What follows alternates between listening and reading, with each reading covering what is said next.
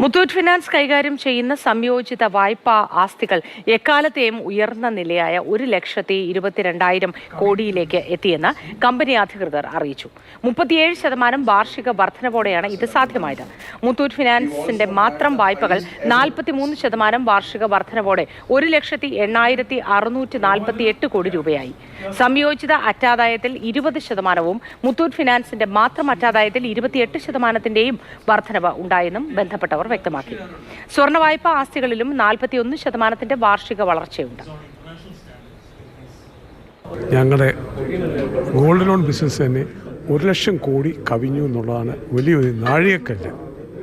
അതോടൊപ്പം തന്നെ കഴിഞ്ഞ വർഷം ഉണ്ടായിരുന്നത് 4,000 കോടി പ്രോഫിറ്റ് ആണെങ്കിൽ ഈ ആണ്ടിലത് 5,300 കോടി പ്രോഫിറ്റായിട്ട് മാറിയിട്ടുണ്ട്.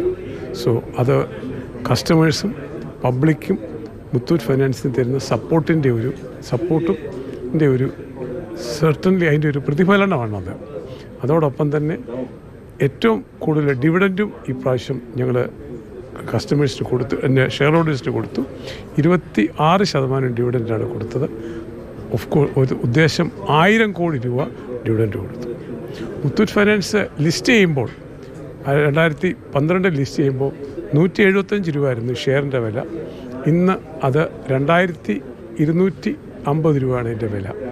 ഷെയർ ഹോൾഡേഴ്സിന് ആ രീതിയിലും ഇതിൻ്റെ അകത്തെ ഷെയർ ഹോൾഡേഴ്സിന് വളരെയധികം നല്ല റിട്ടേൺസ് കിട്ടിയിട്ടുണ്ട്.